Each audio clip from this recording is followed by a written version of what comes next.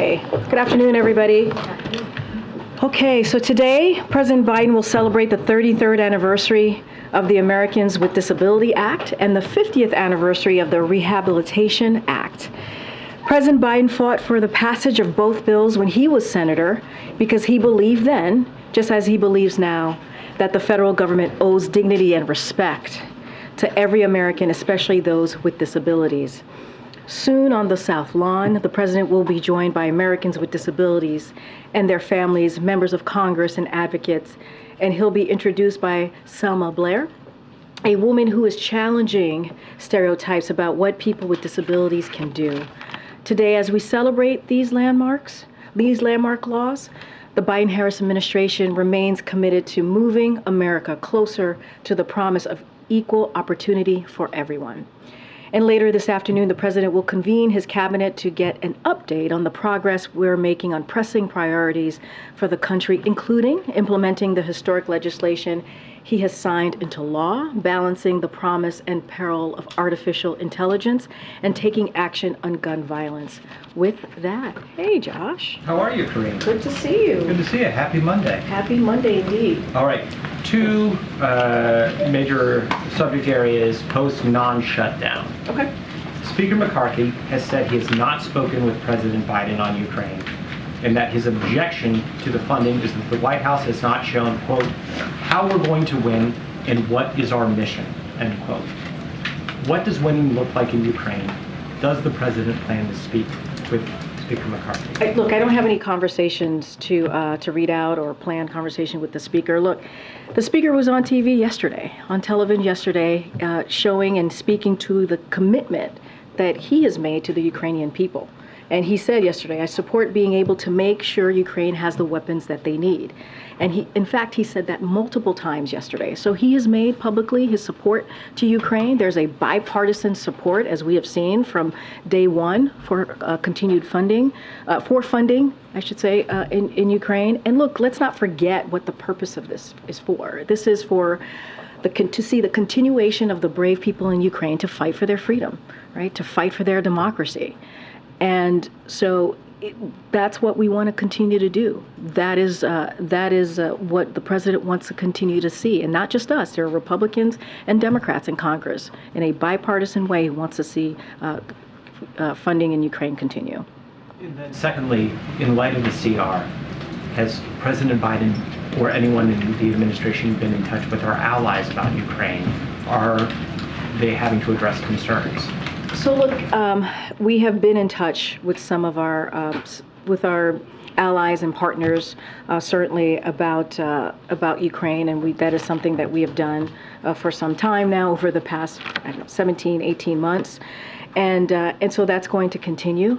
The president, as you know, was able to bring more than 50 countries together to show their support for Ukraine. That's our partners and allies. You saw what he was able to do with the NATO alliance. They are the strongest that alliance is the strongest that it's ever been. And so that commitment is going to continue.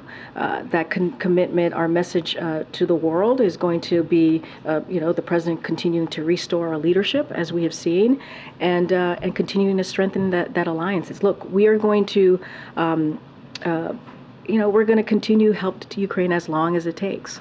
And the president said yesterday, what we have seen from extreme Republicans' actions does not help. It doesn't help with our allies and partners. It does not. But we're going to continue to deliver for the American people, and we're going to continue to advance our national security priorities, because by helping Ukraine, we are also protecting and delivering for the American people and our national security. So that's important as well. Go ahead, Mary. Just to follow up on that, the president said yesterday that we're going to get it done when asked about aid for Ukraine. How can he be so sure, though, especially given the speaker's potentially perilous future?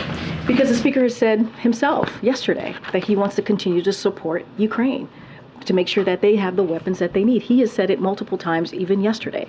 We've seen bipartisanship on this issue, to continuing the funding for Ukraine. This is, the president said it. The speaker and the overwhelming majority of the Congress have steadfastly supported Ukraine. So there is a bipartisan support for this from the beginning. It's going to continue. We've heard from Republicans and Democrats in Congress, and that's what we expect. And on the Speaker's future, does the president think that Democrats should bail out Kevin McCarthy if it comes to that? Should Democrats help him stay in that role? So the president was asked this question yesterday by one of your colleagues, and he said he doesn't have a vote, right? That's something for House Republicans to figure out. What the president's going to continue to do is deliver for the American people. While they are clearly showing chaos and not able to do that, deliver for the American people, he's going to focus on growing the economy. He's going to focus on growing the middle class. And as it relates to anybody else, the Democrats, that's their decision to make. That's for Democratic leadership and House Democrats themselves to figure that out. Actually, the president doesn't have a vote here, but surely this is something that the White House is discussing with leadership on the Hill. Absolutely, that is not something we are There's not. no conversation between That is you. something we do not get involved when it comes to leadership conversation. That is something for House Democrats, House Republicans in this particular instance to figure out. And can you just clarify one more thing, because we've heard Matt Gaetz and others put a lot of attention on this. What exactly did the president mean yesterday when he was asked if he could trust the speaker on the next deal, and he said, we just made one about Ukraine? We just heard Matt Gaetz again on the floor insisting there's been some secret deal made between the president and the Well, I'll speaker leave here. Matt Gaetz to speak for himself and what he meant on whatever he just said right now. I hadn't had a chance to listen to the congressman because I was getting ready to come out here. Look, I mean, just on trust more broadly, I know we've been asked that question. Look, it's not about trust. It's about Congress doing their basic duty is to keep the government open. That's what this was about. When it relates to what the president said, I'm certainly not going to go beyond what he said. But what we know is that there's bipartisan support for this deal. Again, Speaker McCarthy was on the air multiple times yesterday saying that he certainly wants to continue support for Ukraine to get the weapons that they need. And so we're going to hold him to that. That is something that he has said. That is a commitment that he has made. When the president said we just made a deal about Ukraine. What I'm saying is that there's been a bipartisan focus and agreement to continue the funding for Ukraine. That is what we're looking at. That is what we're speaking to, and that's what we're going to see.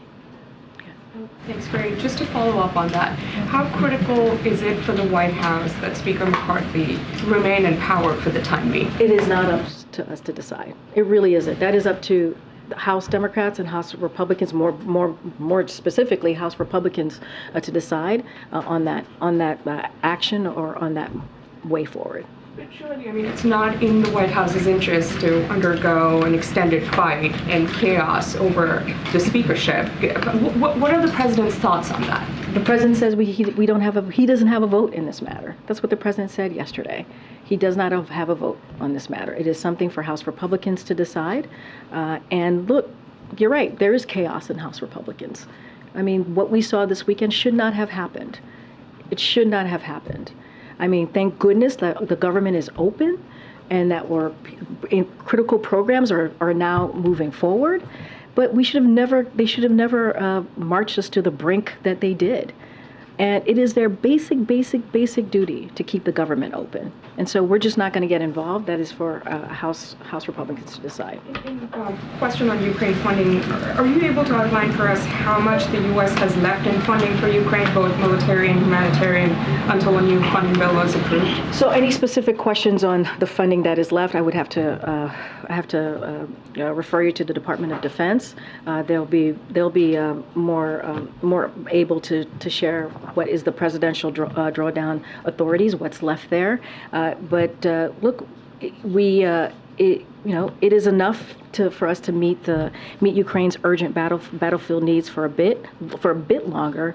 But we'll be maintaining our steady cadence of PDAs for sure. But it is not the long-term solution here. It is not the long-term solution. Can you confirm that the president is planning to call allies that funding for Ukraine will continue?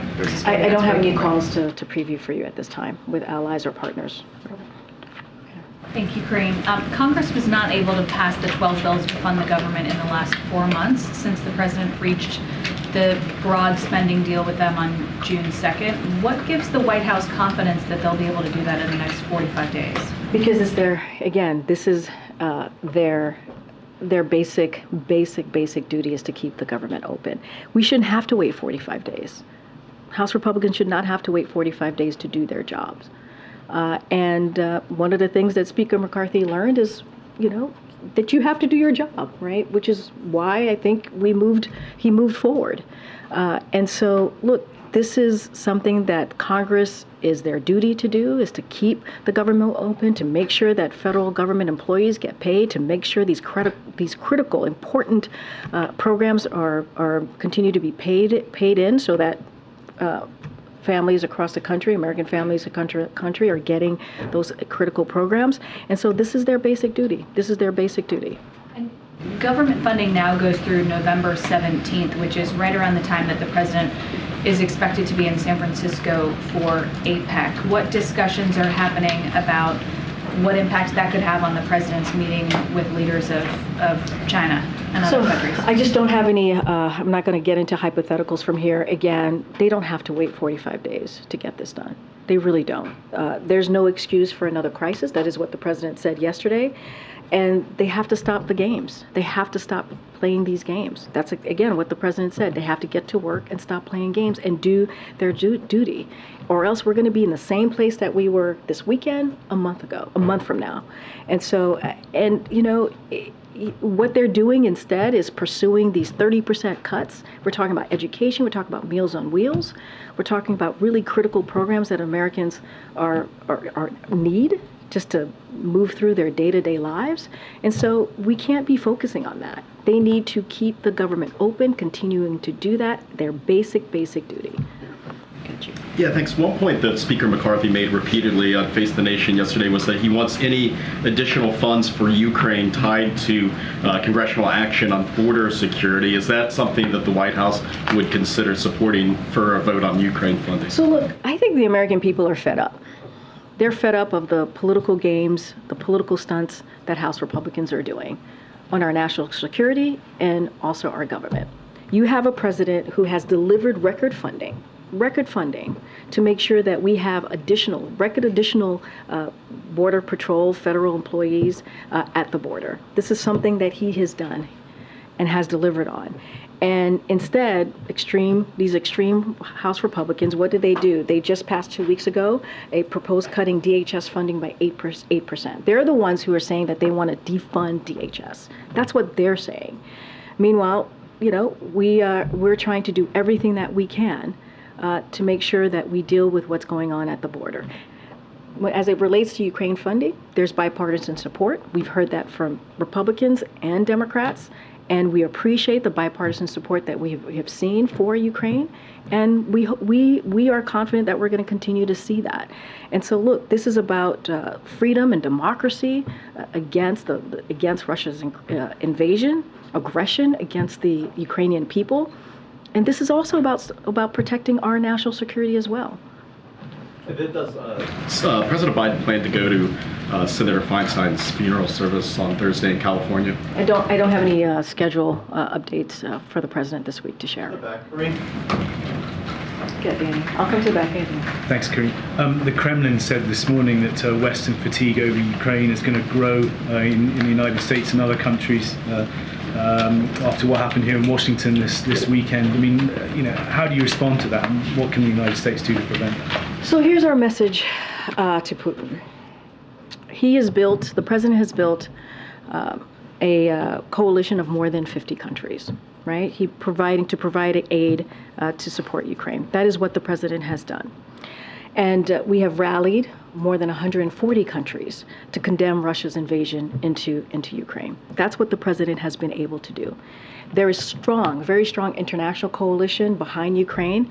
And if Putin thinks he can outlast us, he's wrong. He's wrong. And so we will have another package of aid for Ukraine soon to signal our continued support for the brave people of Ukraine. And so that's our message. If he thinks he can outlast us, that is Mr. Putin, we believe he's wrong. Okay. Karine, following on that, the Financial Times reported Russia has successfully avoided Western sanctions on almost all oil exports by using Chinese yuan to avoid those sanctions. What confidence do you have that this is continuing to work? And how can the White House continue the same path using sanctions to try and change Russia's behavior without enlisting China in some way? So look, we've worked with our allies and partners to immobilize half of Russia's reserves, about $300 billion. It's cutting Russia off from a key source of its economic resilience. Last year, rather than its forecasted budget surplus, Russia suffered a budget deficit despite record oil and gas revenues. And that's what we saw last year. Now, this year, their fiscal situation has deteriorated even further.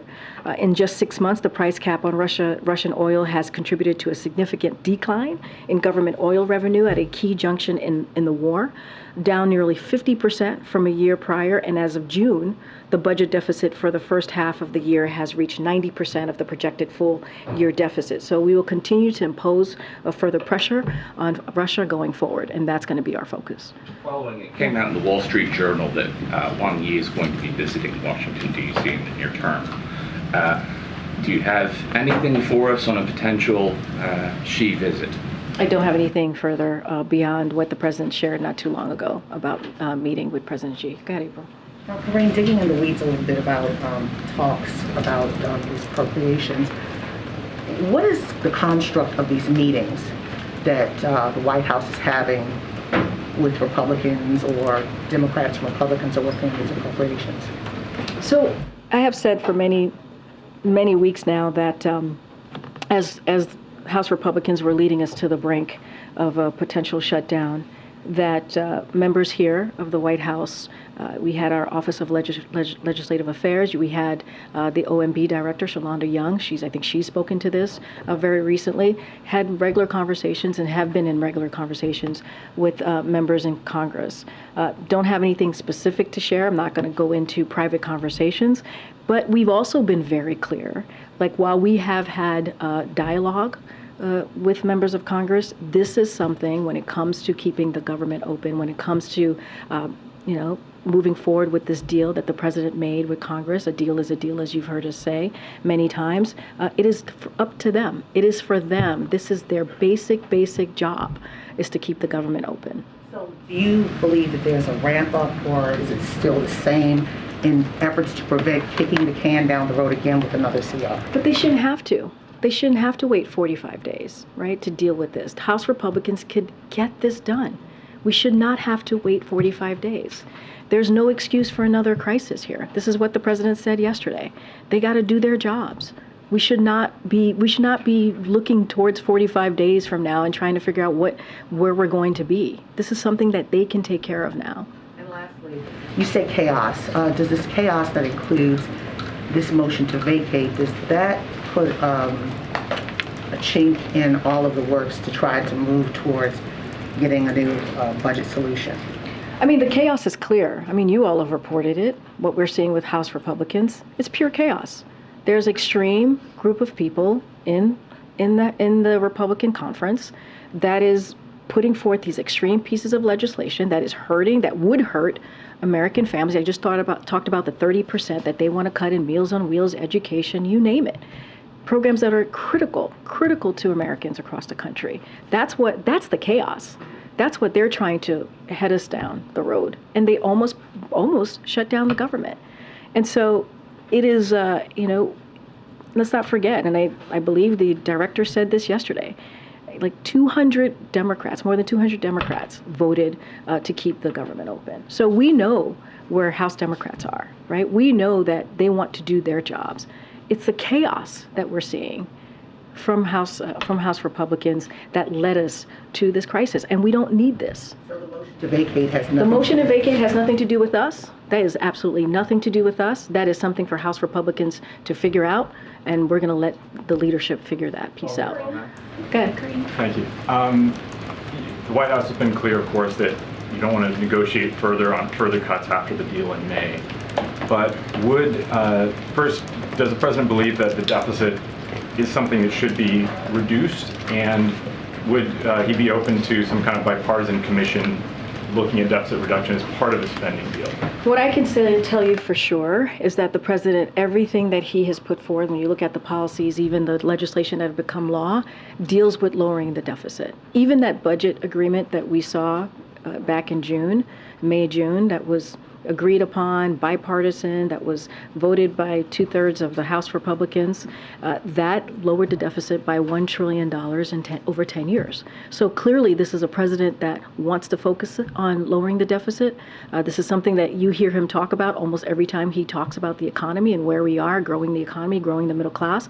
So obviously this is an issue that is important to the president. I'm going to move around. Go ahead. Governor Newsom has picked LaFranca Butler to fill California's open seat.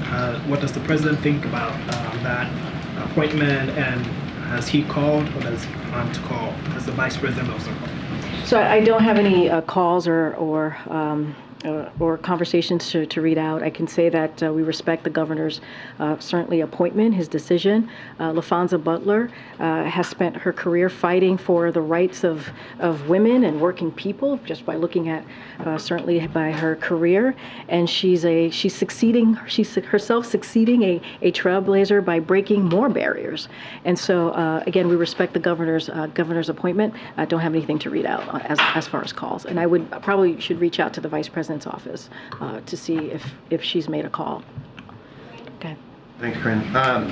Last month on Ukraine funding, Jake Sullivan said that on September 20th that the $24 billion was needed for this quarter that we're in now, so that there wouldn't be a disruption. At what point does that disruption begin or happen? So look, the battlefield on the ground changes, right? And so I don't want to give a date. I'm hesitant to give a date because giving of the changing dynamics and what that looks like. As I mentioned, DOD certainly would have more information on the funding. So I'm certainly not going to go beyond what the National Security Advisor said here. But look, we're talking about we're talking about what we know we have left. We have enough for PDA authority to meet Ukraine's urgent battlefield needs for a bit longer, as I've said, but it's not the long-term solution. It is not the long-term solution. So any specifics on the PDA and what's left, I certainly would refer you to the Department of Defense, but don't want to get into a date from here because of the changing dynamics of the battlefield. Just to reiterate, beyond McCarthy's comments this weekend and past support, you're saying there's been no conversations between the White House and leadership about a potential agreement, contours of how to get the funding approved? What we're saying is there's obviously bipartisan support to continue the funding to Ukraine. We've heard that specifically from Speaker McCrane, Speaker McCarthy just yesterday, multiple times saying that, and we've heard that from Democrats and Republicans in Congress. So that's what we want to see. We want to see the commitment. We want to see that that McCarthy keeps his commitment to the people of Ukraine. That he has said he wants to continue that funding to make sure that Ukraine get the weapons that they need, and that's what we want to see. Okay. Thanks, Karine. So staying with that topic, yesterday, when I asked the president about the prospect of future deals with Speaker McCarthy, he said, we just made one about Ukraine. But it sounds like you're saying they didn't just make one about Ukraine. What I'm saying is that we know that there's bipartisan support, right, for Ukraine funding. And that is what we're saying. We're saying that there's bipartisan support. There has been. We appreciate the bipartisan support that we've seen for Ukraine from the beginning, and we believe that's going to continue. And so that is what we see, and that's how we see this moving forward. Well, why would the president say that he made a deal if he didn't? I'm just saying that what we're seeing currently from Congress is that there has been, right? There has been overwhelming support. That is what the president said. A majority of Congress showing overwhelming support to continue that support for Ukraine, and that's what we're going to continue to. That's what we want to continue to see. Did the speaker provide some kind of back channel assurance that he would bring Ukraine funding up for a vote? Is that what he was referring to? No, I don't even think the speaker needs to do back channel. He himself said yesterday that I support being able to make sure Ukraine has the weapons that they need. He said that. And we expect him to keep his word on that. But then I guess I'm just trying to understand what the president meant when he said we just made a deal. What I'm saying to you is that we have seen bipartisan support from Congress to continue the funding in Ukraine. That's what we expect, and that's what we want to continue to see. We've heard from Speaker McCarthy himself just yesterday saying that he wants to continue that support, and that's what we want to see moving forward. Is it possible the president made a deal that you don't know about? I'm just saying that I'm not going to go beyond what the president said. Just not going to go beyond. Was what he said true? I'm not going to go beyond what the president said. So you won't say that what he said was true? I'm not going to go beyond what the president You're said. declining to say that what he said was true. I just answered. Go ahead. Yep. Thank you.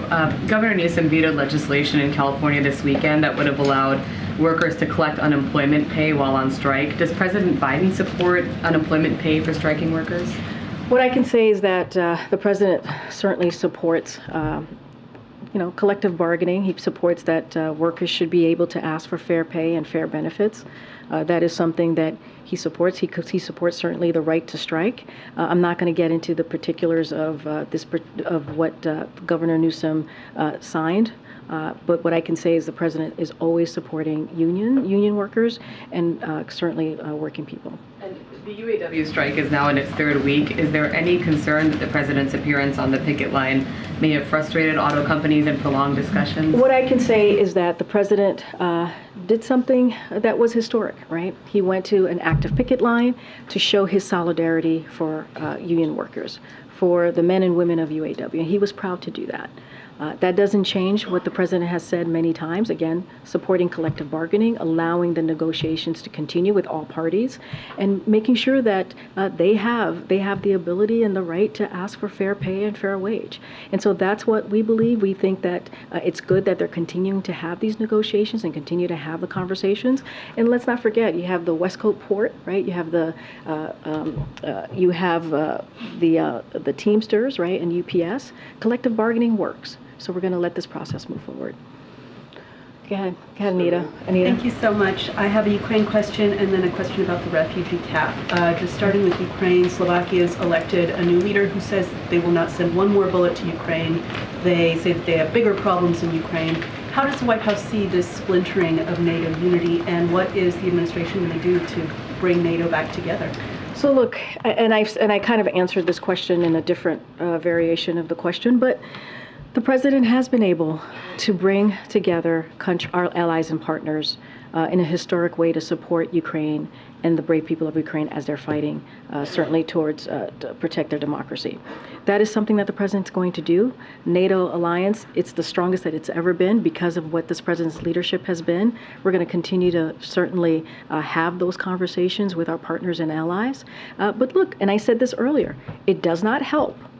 It does not help what we see House Republicans doing. It doesn't. And that's just the reality of it.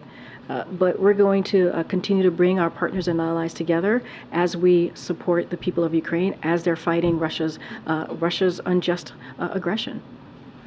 Okay, on the refugee cap, which was announced on Friday, the administration says set the cap yet again at 125,000 people.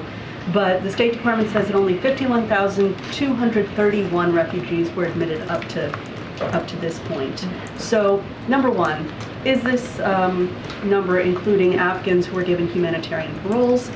How does the administration plan to reach this target of 125,000, and what else is needed to get you to that aspiration? So one of the things, as you know, that we've tried to do is we've tried to improve certainly the system. I don't have specific numbers on Afghans, but one of the things that we do, we implemented a number of efficiencies within state and DHS to reduce processing times.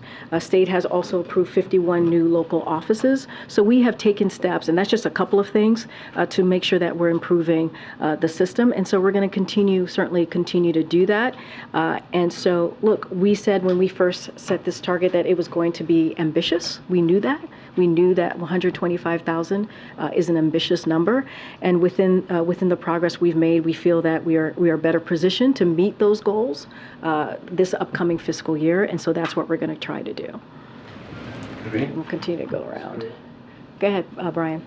Karine, I wanted to ask about the president's legislative priorities. I mean, given that what House Republicans are doing right now, continue to threaten to shut down the government in 45 days and hold up Ukraine funding, Is that it for what the president can do legislatively for the foreseeable future, or are there other legislative priorities where he thinks there might be a coalition with House Republicans? I mean, look, the president, you saw what his priorities were in the budget negotiations, right? We also wanted to make sure we were protecting Medicare, protecting Social Security, right? Those were things that were incredibly important to the American people. Yes, Ukraine funding is also really important as well, which is why we are confident that we'll continue to see this bipartisan support for the Ukraine funding.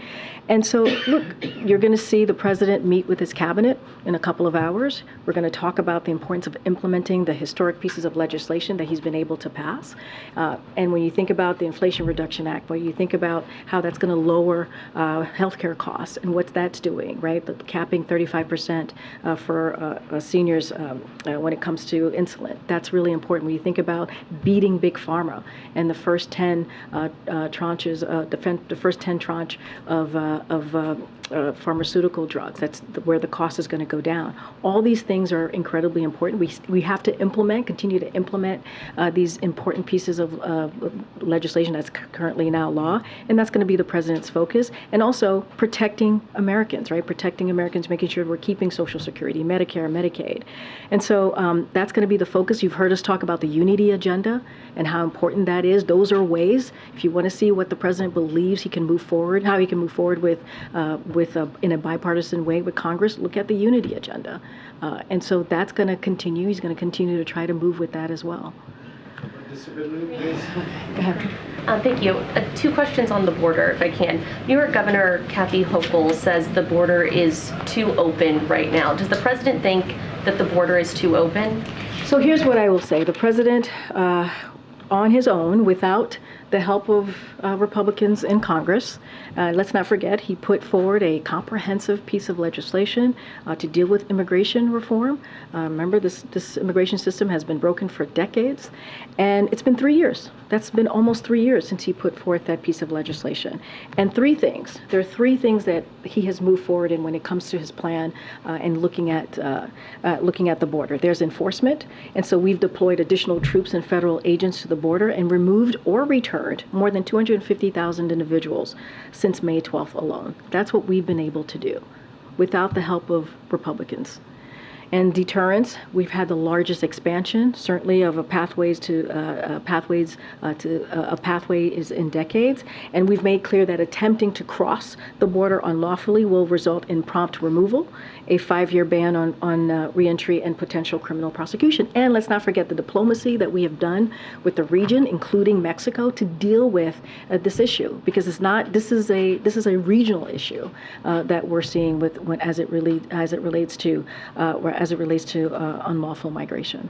So when the president looks at what's happening at the border, he sees a border that is effectively closed. What I'm saying is that the president, without the help of Republicans, is doing everything that he can to deal with the border. That's what he's been able to do, while Republicans try to push forth a CR to take away the federal agents that we see at the border. That's what he's trying to do. They're trying to politicize it and make it worse.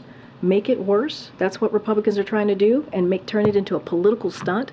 The president is actually dealing with the issue that's in front of him by getting record funding, 25,000 federal agents at the border. That is something that this president has been able to do. I'm going to move around.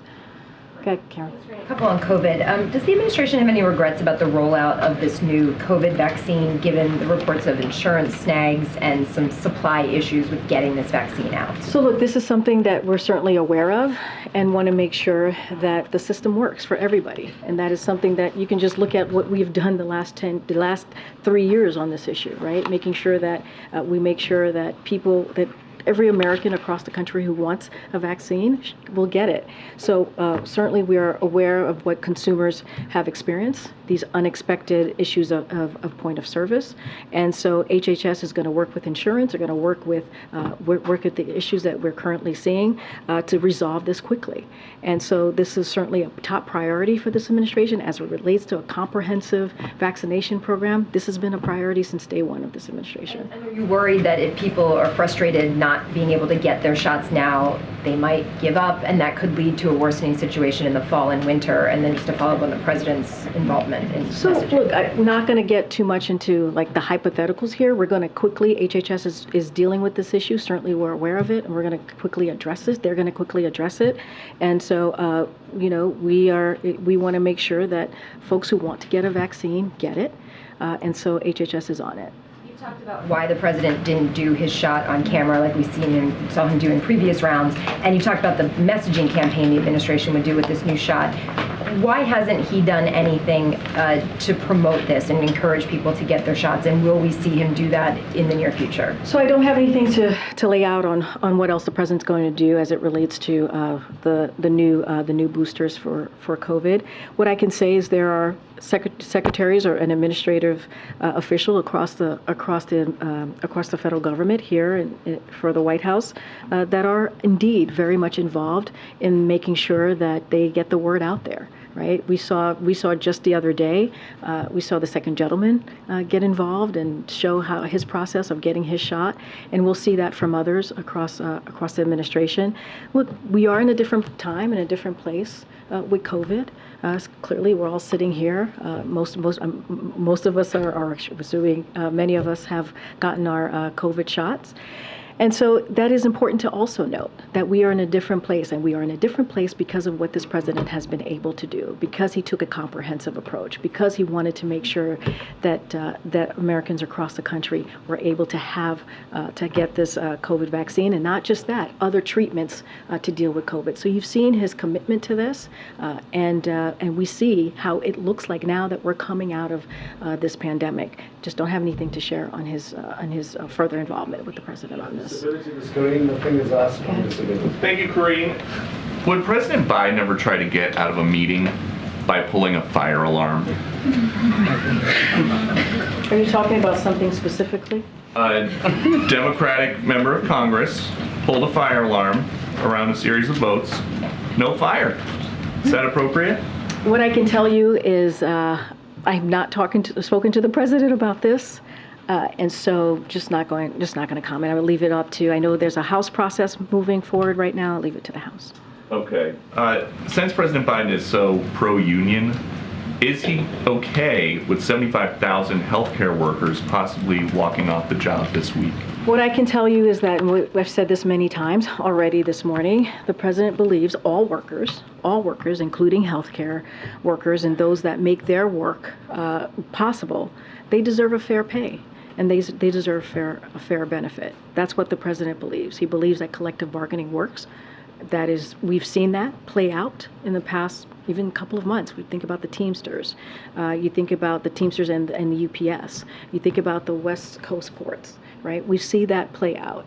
And so it is important that we see that continue.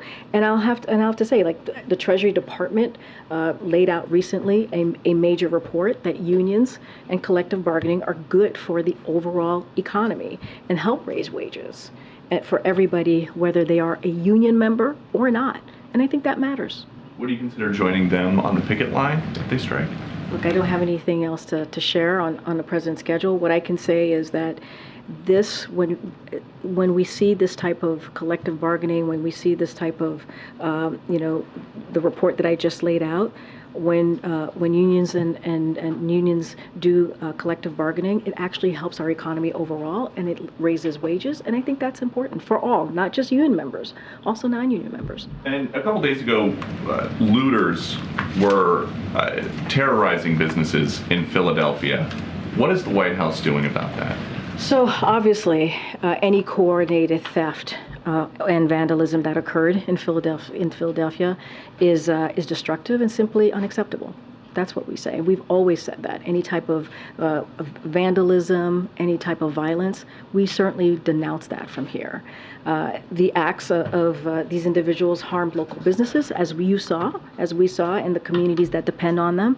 But I also want to be clear, because the police commissioner in Philadelphia did say, and he said this on the record, that looting was the act of opportunists taking advantage of an unrelated protest. But obviously, and we have been very consistent here when it comes to any sort of vandalism, certainly looting or any type of violence. We are going to simply condemn that, and it is unacceptable. Ms. Karine, about disability, there's no seat here in this room for disabled journalists. Can you tell us if the president has had any one-on-one conversations with Leader McCarthy about Ukraine funding in the past 2 weeks? I don't have any conversations to read out. As you know, the president very often keeps in touch with House and Senate members. That is something that he does on a regular basis. As far as a specific conversation, I just don't have anything to read out. Okay. So it's possible the president and the speaker spoke. I just don't have anything to confirm. I really don't.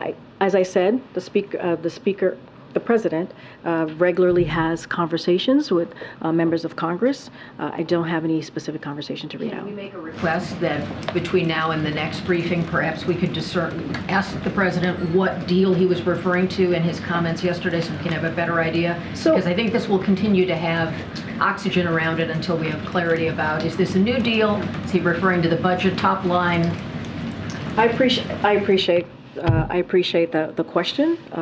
What I can say for sure is that what we believe as it relates to Ukraine is that there has been continues to be bipartisan support from Republicans and Democrats in Congress. Whether there is a deal. I hear you. I hear what you're saying. I'm just saying, speaking to this particular kind of issue, broader issue, right? We believe that continues to be bipartisan support. We think that's incredibly important. Speaker McCarthy has spoken to this, and that's what we want to see. We want to see continued support for the people of Ukraine as they bravely fight against Russia's aggression. On another matter, the president's son will be going to a court appearance tomorrow. We know previously that was believed to have been something that would resolve the case. A lot has transpired in between. Will this have any impact on the president's schedule tomorrow or how he will be getting information about that? I recognize it's a personal matter, but will that court appearance have any impact on the president's schedule? I will continue to say it's a personal matter. Just not going to get into it from here. Thanks, everybody. No Thanks, everyone. seats for See you tomorrow, handicapped Karine. journalists. Thank you, President.